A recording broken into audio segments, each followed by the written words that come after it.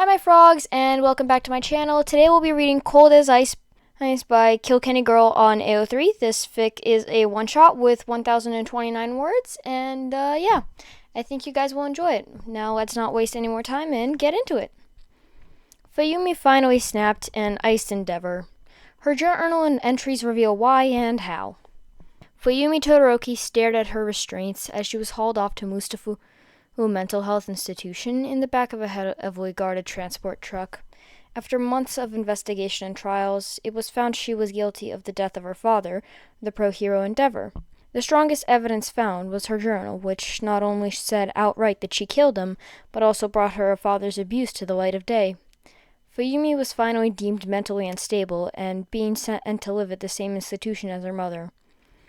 Her journal was eventually released to the public in all its horrific glory, revealing her fiery rage and resentment, as well as the fact that the villain Dabi was actually thought to be dead, Toya Todoroki.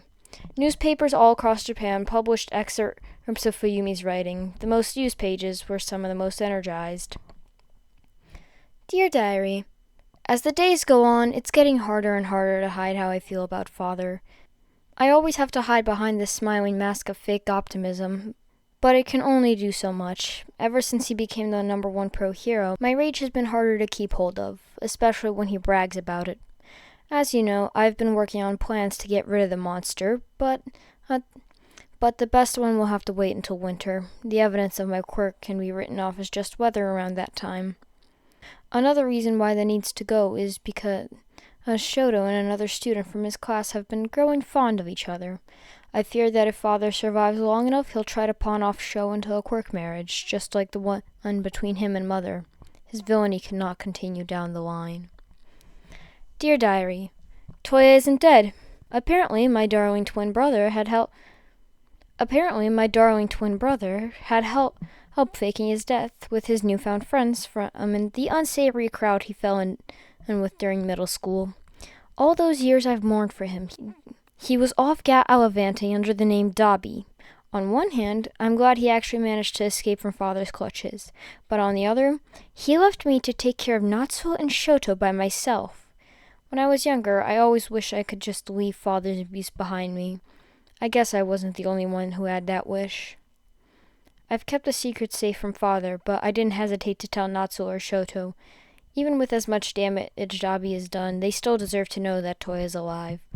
I ended up shooting Daya? A text once I found him to add him back into my contacts list, as well as to create a family group chat of sorts between the four of us.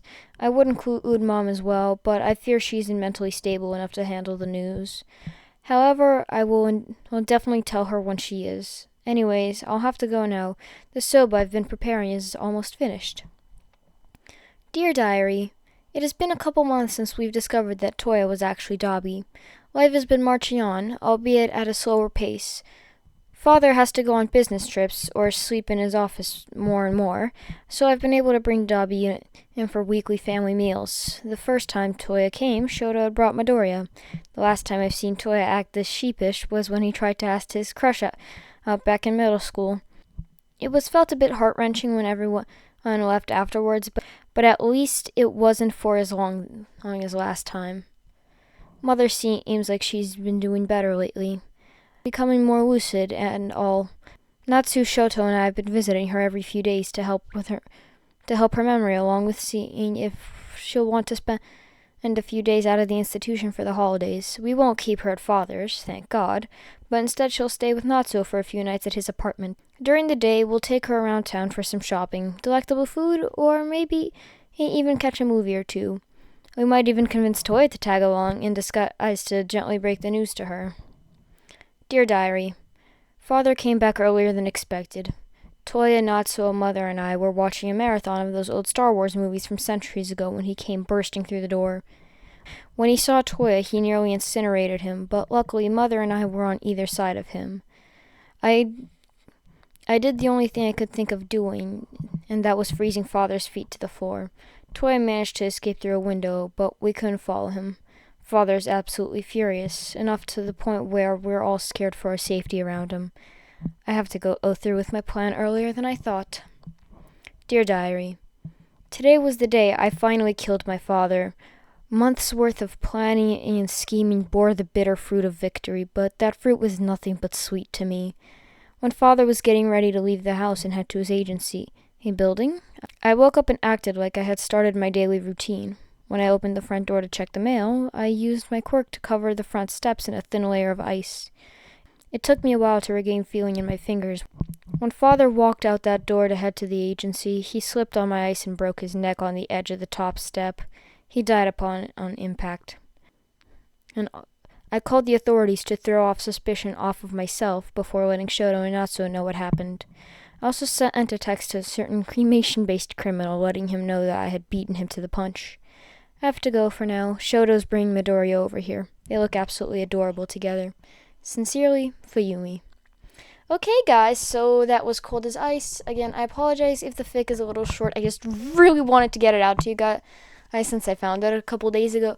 Oh, and just thought it would be a really interesting read. Anyway, I will have the link to the original fic in the description.